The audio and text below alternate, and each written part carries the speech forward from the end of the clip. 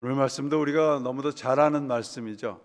혈루병을 앓는 12년 동안 혈루병을 앓는 한 여인에 대한 이야기입니다.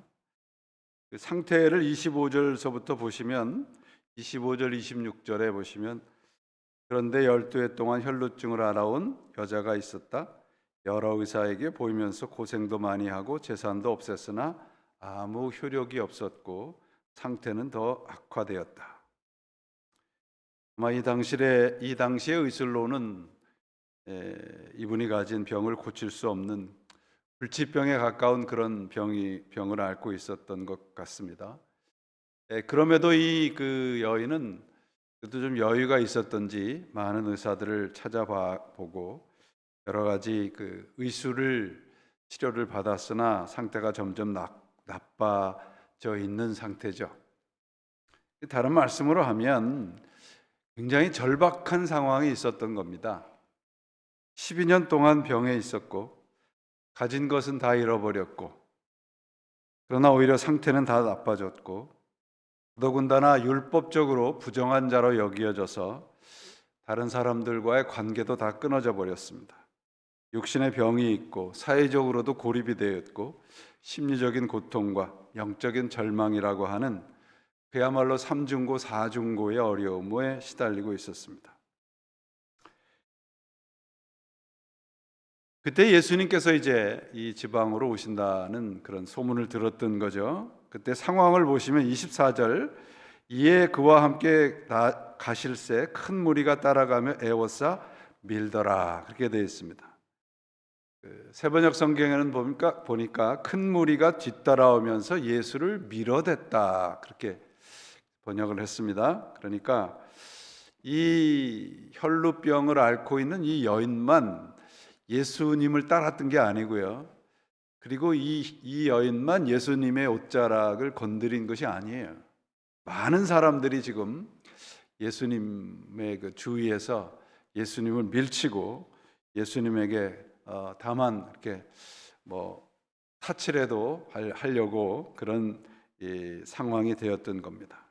이 상황은 앞에 이제 21절에 그 회당장 야이로의 딸이 이제 죽어가고 있다는 소문을 듣고 이제 그곳으로 가고 있는 상황이에요. 근데 이 여인이 이제 그 마음속에 저분의 그 옷자락에 잠시 내가 손끝만 닿더라도 내가 낫겠다라고 하는 그런 확신을 갖고 있었습니다. 이것은 정말 그 간절함, 절실함의 고백이죠. 이 고백은 단순한 희망의 표현이 아니고요. 절박함이 만들어낸 용기였습니다. 예수님께 이제 손을 그 옷자락에 닿자 그곳에 있었던 아무도 그것을 눈치채지 못했는데 예수님께서 발걸음을 멈추고 누가 내 옷에 손을 대었느냐? 이게 무슨 생뚱맞죠? 좀 이렇게 여러분 보시면 무슨 불교의 이야기 같은 그런 좀 느낌이 듭니다. 가시다가 갑자기 아무도 모르는데 누가 내 옷에 손을 대었느냐 그러죠. 근데 지금 이제 제자들과 예수님은 회당장 야이로의 딸을 고치러 가기 위해서 지금 급하게 가고 있는 중이거든요. 그러니까 예수님께서 누가 내 옷에 손을 대었느냐 그러니까 제자들이 퉁명스럽게 얘기를 해요. 무리가 이렇게 애워싸서 지금 이렇게 혼잡스러운 가운데 누가 내게 손을 대었느냐라고 묻는 것이 타당합니까? 이렇게 이제 퉁명스럽게 대답을 하는 거예요. 그런데 예수님께서는 그런 바쁜 사정과는 아랑곳 없이 가만히 주위를 둘러봅니다. 그러니까 이 여인이 예수님 앞에 와서 무릎을 꿇고 모든 사정을 아뢰고 제가 그랬습니다. 그때에 예수님께서 딸아 내 믿음이 너를 구원하였으니 평안히 가라. 그리고 내 병에서 건강하게 살아라. 그렇게 말씀을 하십니다. 정말 그야말로 그 드라마틱한 상황이 벌어진 거예요. 이 여인은 그저 내 이 고통스러운 12년의 이 고통이 어떻게 하면 치유가 될까라고 하는 그 일념 하나밖에 없었는데, 예수님은 그 여인의 믿음으로 구원을 받았다라고 말씀을 하고 계십니다. 이 여인의 그 행동을 믿음으로 바꾸고 계세요. 이 장면은 대단히 중요한 장면입니다. 왜냐하면 정결법이라는 게 있잖아요. 그 레위기 31장인가요? 거기 보면 정결법에 대한 게 다 나오는데요. 이 여인이 가지고 있었던 병도 그 정결법에서 더러운 병으로 알려져 인정을 하는 그런 병이었습니다. 그래서 이 여인이 누구를 만지거나 뭔가를 이렇게 접촉을 하게 되면 그 모든 것은 다 불결하다, 그렇게 여겨졌던 겁니다. 그래서 이제 우리 잘 아는 그 한센병, 문둥병이라고 하잖아요. 여러분들 뭡니까? 그 영화 이름이 또 갑자기 생각이 안 나네요. 배너에 보면 그 배너에 그 식구들이 그런 병에 걸려서 격리가 되잖아요. 근데 이들이 이제 격리가 돼서 사회 공동체에서 멀리 떨어져서 사는데, 항상 그 문둥병에 걸린 사람이나 이 여인이 가지고 있는 병에 걸린 사람들은 지나가면서 탐해 이러고 큰 소리로 외치면서 지나가야 됩니다. 탐해라고 하는 것은 나는 부정하다, 이런 뜻이에요. 히브리 말로 나는 부정하다. 그러니까 이들이 지나가는 것을 다른 사람에게 알려서 가까이 하지 못하게 하는 그런 겁니다. 여러분들 달리트라는 단어를 들어보신 적이 있으실 텐데, 달리트라는 단어는 인도에 보시면 인도의 한 2억 명이 이 달리트입니다. 카스트 제도의 제일 밑바닥에 있는 거죠. 마지막에 우리가 불가촉천민이라고 그러잖아요. 그들은 다른 사람과 이렇게 접촉도 하지 못하고 다시 공동생활에 어울리지도 못하고 멀리 이렇게 격리된 그런 삶을 살아가는 사람들을 말합니다. 그러니까 이 여인도 이 탐해, 나는 부정한 사람입니다라고 하는 것을 외치고 지나가야 될 정도로 그런 병에 걸린 거예요. 지금 율법적으로는 불결한, 부정한 존재입니다.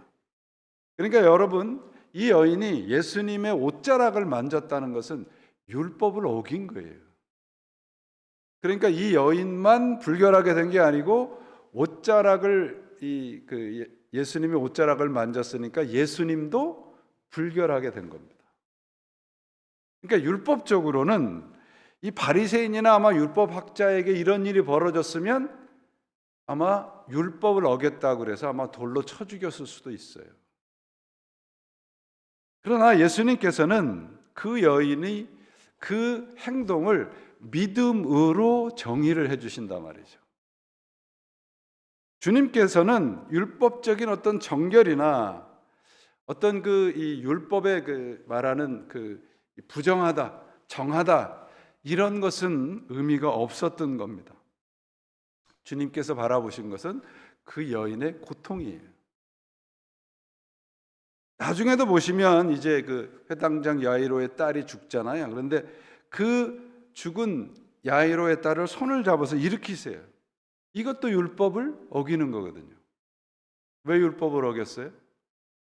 시체를 만지면 안 되니까. 여인과 예수님 모두가 그 당시에 율법을 어긴 겁니다. 그러나 이 율법을 뛰어넘는 그 여인의 행동, 그것을 예수님께서는 믿음으로 정의를 해주시고 예수님께서는 사랑으로 그를 치유하는 겁니다. 그러니까 이 장면은 율법의 한계를 아주 극명하게 보여주는 장면입니다. 율법은 죄를 알게 한다고 되어 있지 않습니까? 로마서에 보면 율법으로 우리가 죄를 안다. 죄가 어떤 것인지를 아는 거죠.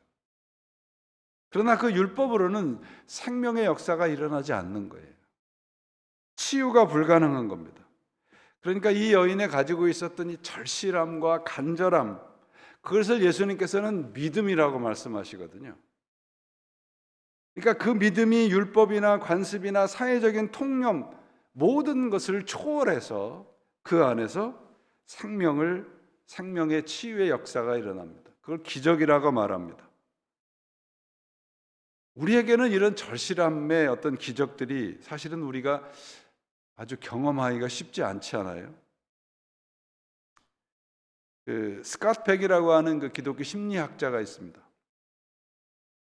이분이 쓴 책이 골프 치는 분들이 좋아하는 책 제목이 있어요. 19th 홀이에요. 골프가 18홀이잖아요. 그러니까 19th 홀에서 벌어지는 일들, 뭐 그런 것에 대한 심리학적인 접근을 한 책이 있고요. 또 하나는 Roadless Traveler라는 책이 있습니다. 끝이 없는 길이라고 번역을 했는데, 이분의 거기 보면 사랑이라는 것은 감정이 아니라는 거죠. 사랑은 인간의 의지보다 더 높은 거라는 거죠. 그러면서 이분이 우리 본성 안에 있는 두 가지 악이 있는데, 하나는 게으름이고 하나는 이기심이라는 거예요. 게으르다 하는 것은 여러분 내가 해야 할 일을 하지 않는 것을 말하는 것이 아니고, 게으름이라고 하는 것은 성장을 위한 고통을 감수하지 않는 상태를 게으른다고 합니다. 그러니까 스스로 생각하지 않고 스스로 뭔가를 어떤 현재의 상태보다 더 나은 상태로 가려고 하는 것을 거부하는 것, 그걸 게으름이라고 이야기를 합니다. 변화가 없죠. 항상 수동적입니다. 우리에게 여러분, 신앙의 여정은 항상 뭔가 이렇게 잘 되고 안정스럽고 여유로움 속에서만 이루어지는 것은 아니죠. 때로는 우리가 붙잡고 있는 것들이 정말 서서히, 아닌 또 때로 급격하게 무너져 내리고, 내가 뭔가를 붙잡고 지탱할 수 없는 것들이 하나도 없다고 느껴질 때가 경험할 수 있지 않겠습니까, 우리가? 그런데 바로 그 자리가 하나님이 돌아보시는 자리거든요. 그러니까 하나님은 고통 속에서 샤우팅 하신다고 되어 있어요. 간절함이, 이 여인의 그 간절함을 예수님께서는 믿음이라고 얘기하거든요. 그러니까 그 간절함이 믿음이 될 때 그곳에서 회복의 기적이 나타나는 거예요. 그래서 우리의 삶은 때로는 하나님께서 간절하고 정말 아무것도 의지할 수 없는 절실한 상태로 밀어가신다고요. 여러분, 우리가 우리 스스로 해결할 수 없는 일들을 경험할 때가 얼마나 많습니까? 건강의 문제든 또 다른 사람의 관계의 문제든 내 스스로가 받은 마음의 상처의 문제든 정말 온갖 수단과 방법을 다 동원하지만 막다른 골목에 있는 것 같은 느낌을 받을 때가 얼마나 많아요. 그런 데드엔드가 얼마나 우리의 상황 속에 많이 경험합니까?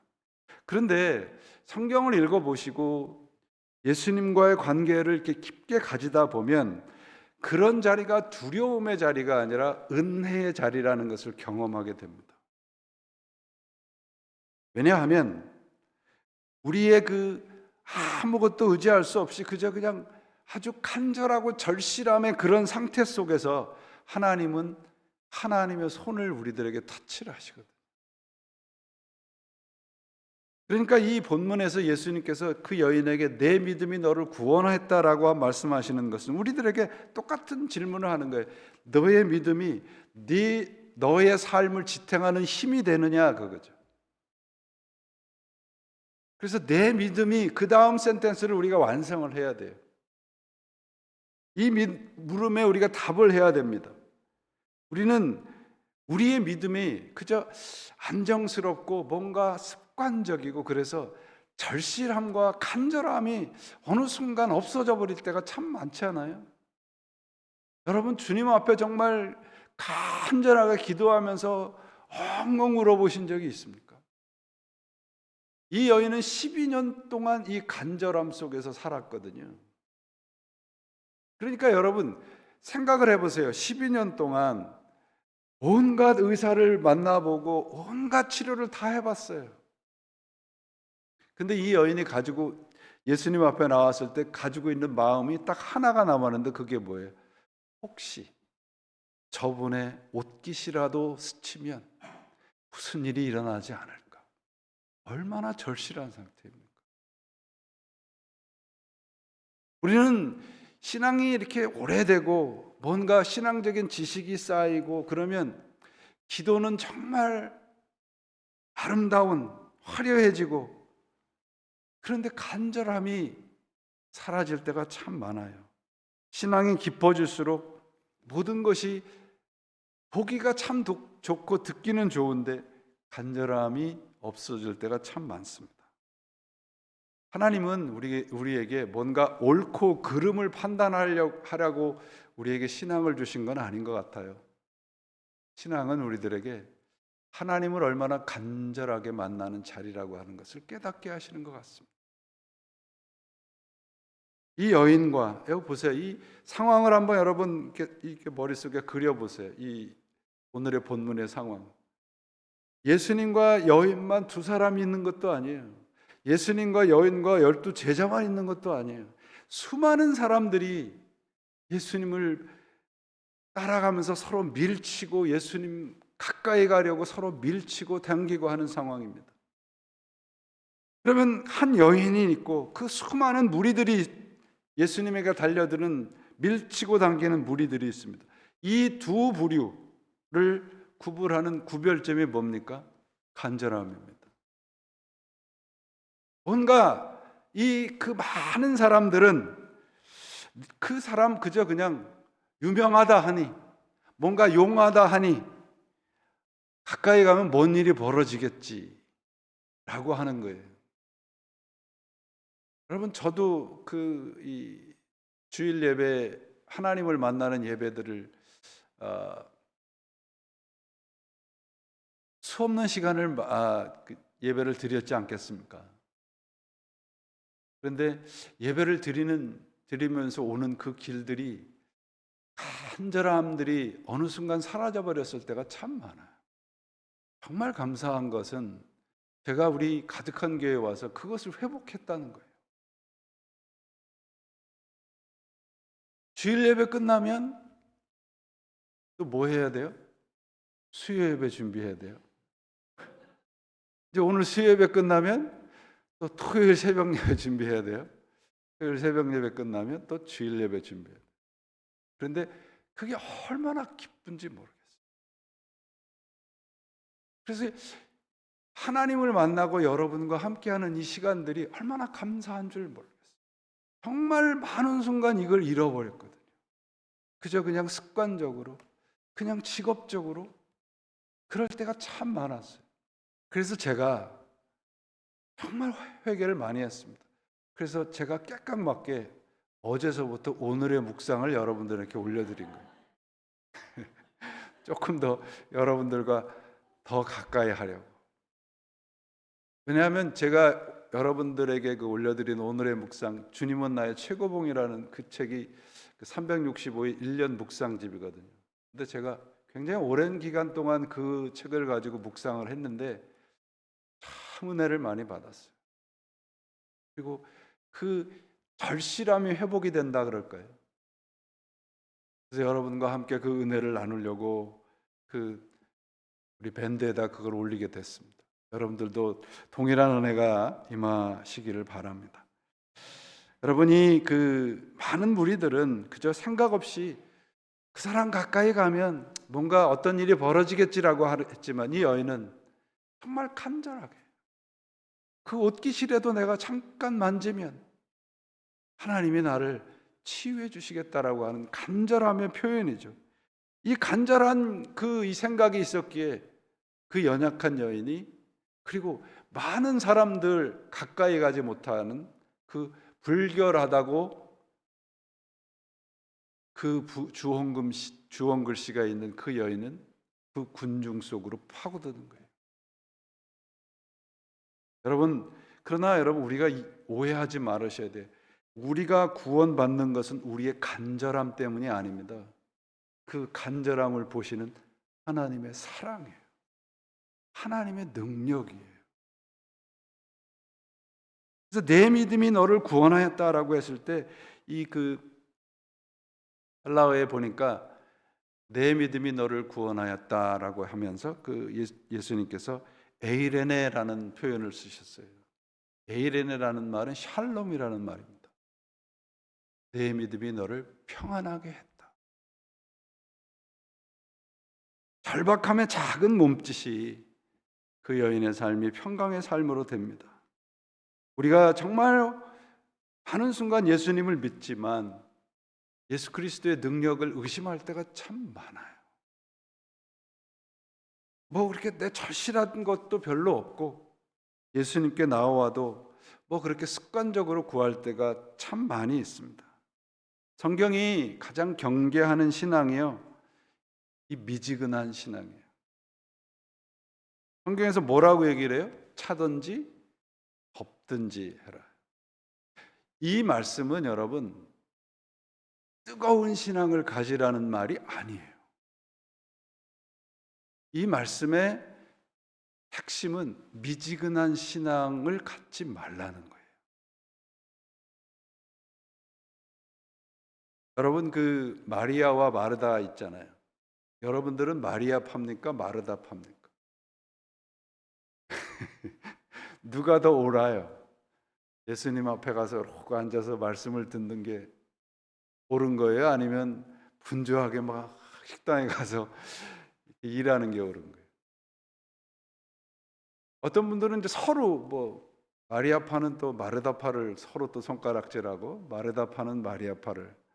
근데 여러분 이 예수님께서 마리아 보고 더 좋은 것을 택했다 하잖아요.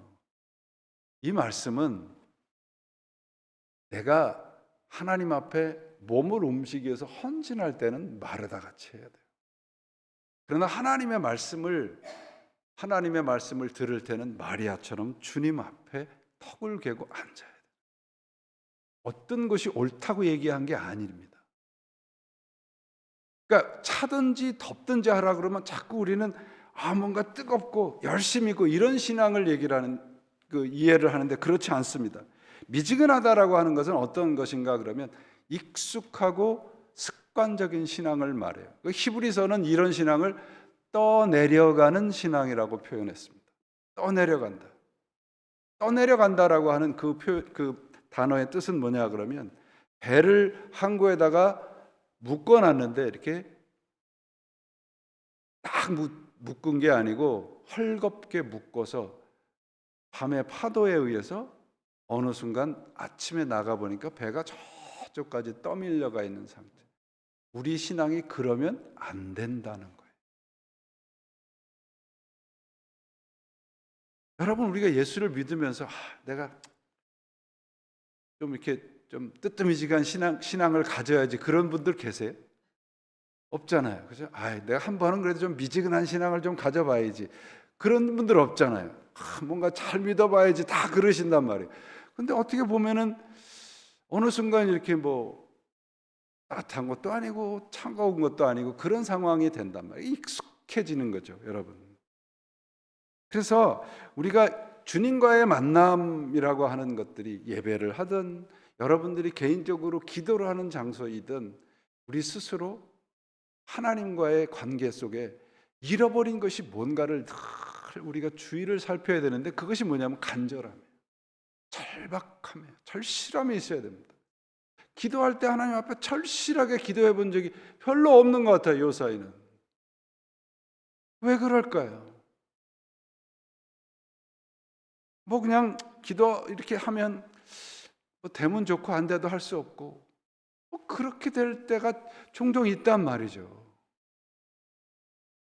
안주해서 그래요, 여러분. 신앙이 깊이 말씀 가운데 뿌리를 내려 있지 않기 때문에 그렇습니다.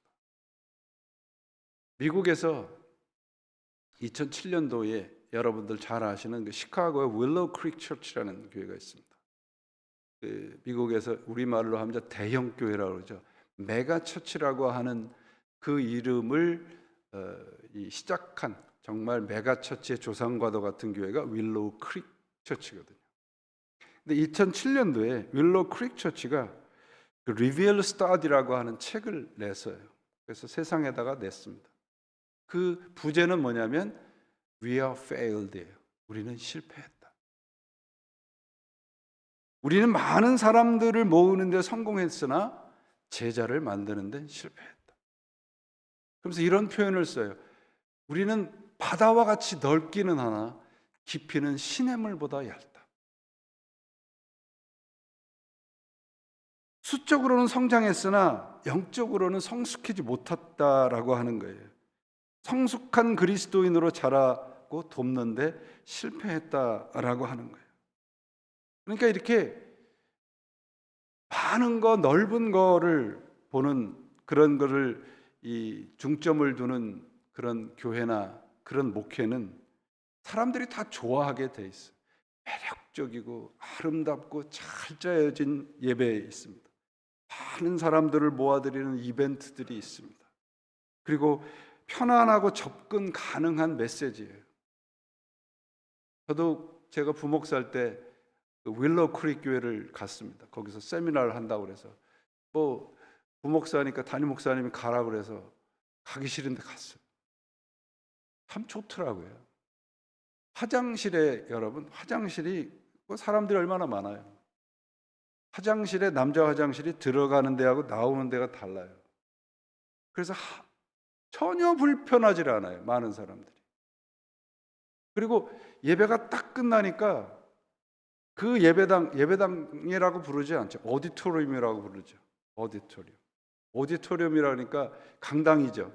그러니까 문이 동그랗게 돼 있으니까 문이 굉장히 많아요. 문이 쫙 열리니까 한 1,000명 되는 사람들이 순식간에 빠져나갈 수 있어요. 아무런 불편함이 없어요.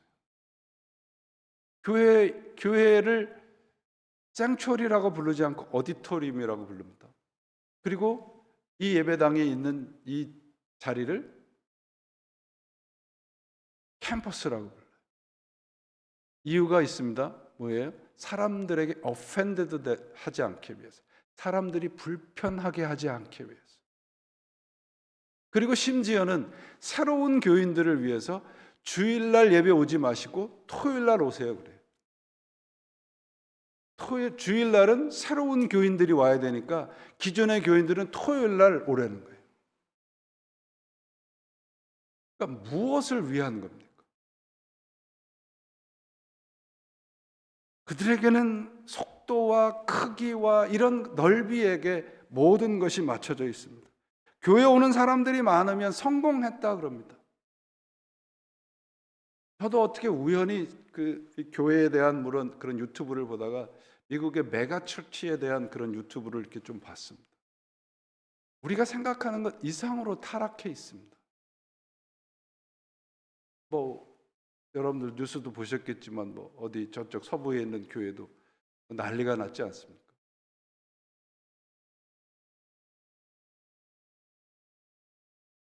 우리가 신앙을 갖는 것은 주님과의 관계가 깊어지는 거예요.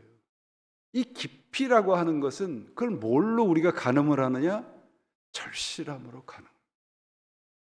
왜냐하면 우리에게 왜 간절함이나 절실함이 있어야 되느냐? 우리가 믿는 예수 그리스도를 통해서 우리가 얻는 것은 생명이기 때문에 그래요.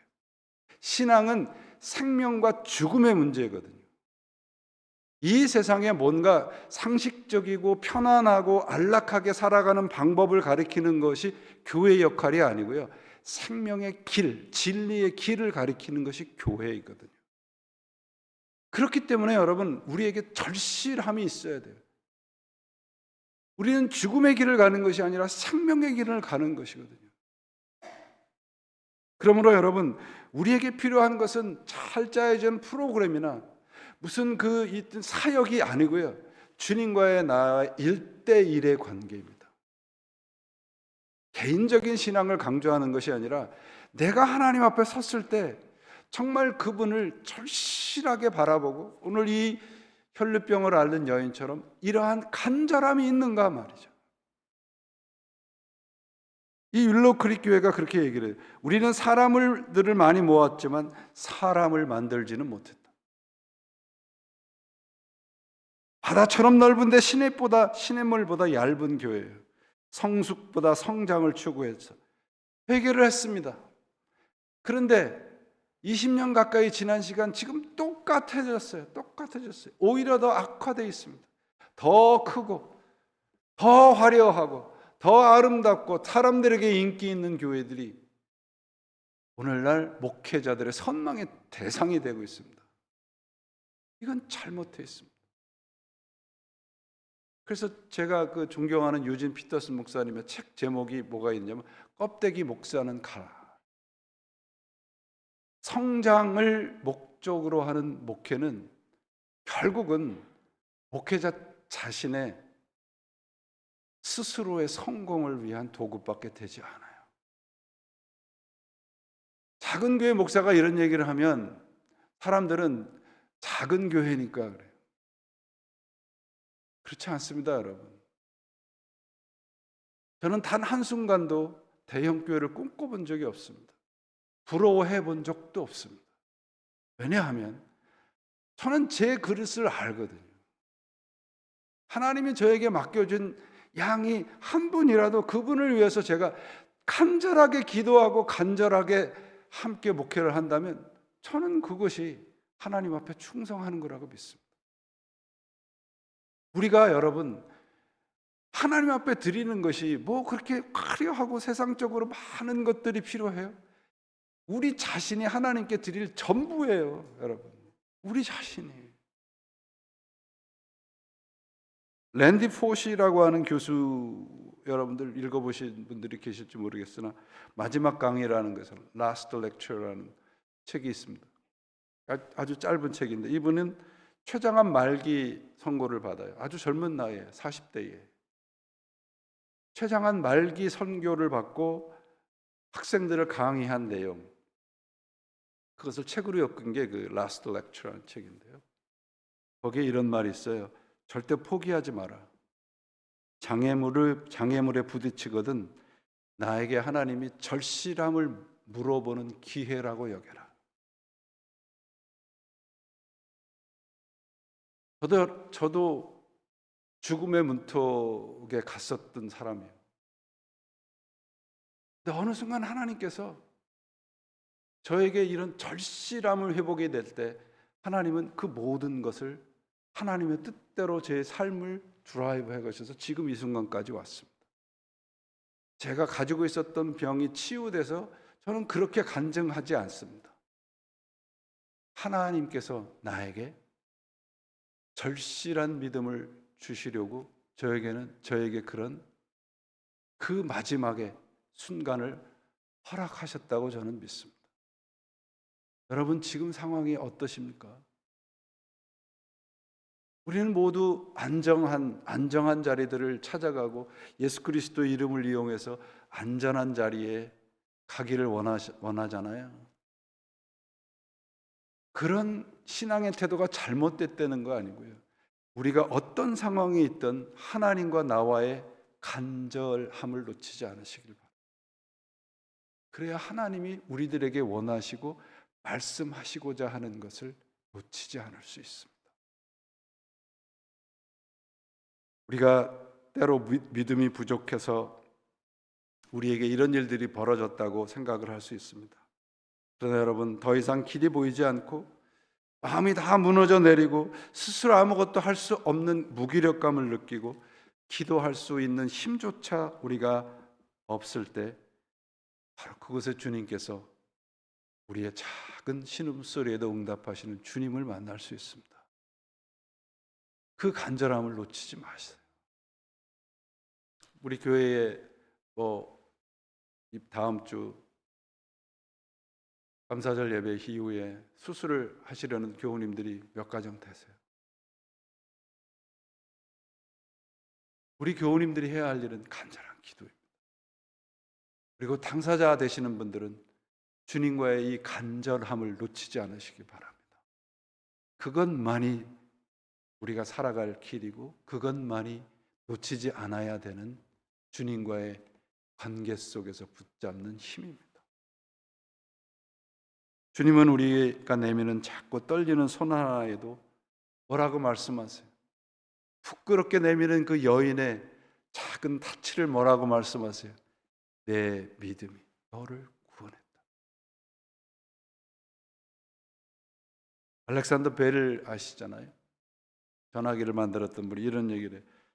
초점을 다 맞추기 전까지는 햇볕도 아무것도 태우지 못한다. 아무리 많은 햇볕이 있어도 그것이 초점을 맞추기 전에는 아무것도 태우지 못한다는 말이죠. 아무리 많은 신앙, 오랜 신앙, 아무리 많은 것들을 우리가 가졌다 할지라도 간절함이라고 하는 초점을 잃어버리면 역사는 일어나지 않습니다. 하나님은 우리의 데드엔드에서 일을 하시기 시작합니다. 우리의 간절함은 우리가 모든 지지대를 잃어버리고 붙잡을 수 있는 것이 아무것도 없을 때 바로 그곳에서 시작이 되죠. 우리가 비워지고 우리가 쓰러져 있을 때 하나님은 우리를 일으키시고 그 비운 자리를 하나님이 채워가십니다. 그것이 간절함의 신앙입니다. 여인은 그 간절함을 예수님께서 그 아무도 돌아보지 않는 그 불쌍한 여인, 그녀를 불쌍하다 하지 아니하시고 내 믿음이 너를 구원했다 말씀하고 계십니다. 여러분, 우리가 많이 쓰는 말이 은혜 받았다 그러잖아요. 은혜 받았다는 말의 뜻이 뭔가요? 저는 은혜 받았다는 말을 이렇게 이해합니다. 하나님의 말씀이 내 이야기구나. 저 사람의 이야기인 줄 알았는데 내 이야기구나. 그것이 은혜 받았다라고 생각을 합니다. 하나님은 우리를 하나님의 그 하나님 나라의 이야기 속에 주인공으로 밀어 넣으세요. 그곳에서 하나님이 우리를 붙잡으시고 하나님의 이야기를 완성해 가십니다. 이 하나님 꼭 붙잡으시기 바랍니다. 하나님 앞에 이 간절함이 회복이 되면 그곳에서 기적이 일어납니다. 우리 안에, 우리의 믿음 안에 절박함과 절실함이 회복이 되시기를 바랍니다. 절박한 상황이 우리를 흔들고 우리를 어렵게 한다면 그것은 우리의 간절함을 회복시키려고 하는 하나님의 흔드심이라고 하는 것을 믿으시기를 바랍니다. 그래서 우리 안에, 우리 교회 안에 이 절실함이 회복이 되시기를 바랍니다. 그래서 하나님과의 관계가, 여러분과 하나님과의 관계, 교회와 하나님과의 관계가 모두가 서로가 서로를 진솔하게, 절실하게 사랑하는 그런 관계로 살아가시는 여러분들이 되셔서 여러분들의 삶의 자리와 여러분들의 문제의 자리와 여러분의 고난의 자리에서 하나님의 능력의 기적들이 나타나시는 귀한 경험을 하시기를 예수님의 이름으로 축원을 드립니다. 기도합니다. 하나님, 오늘도 하나님께서 함께 하시는 귀한 자리 허락해 주심을 감사합니다. 우리들에게 우리가 놓쳤던 간절함과 절실함이 저희들에게 회복되기를 하나님 앞에 간절하게 기도합니다. 도와주시고 인도해 주시고 우리 안에 성령의 그 간절함이 회복이 되게 해 주시옵소서. 그리하여 우리가 드리는 기도가 눈물의 기도가 되게 하시고 뜨거움의 기도가 되게 하시고 절실함의 기도가 되게 하셔서 그 기도를 통하여 하나님의 놀라우신 역사를 이루어 주시옵소서. 당신께 드리는 모든 성도들의 기도를 기억하시고 그들의 삶의 자리를 하나님께 드리오니 하나님 받으셔서 언제나 하나님이 함께 하시는 우리의 믿음으로 받아들이는 귀한 자리로 만들어 주시옵소서. 예수 그리스도의 이름으로 간절히 기도합니다. 아멘.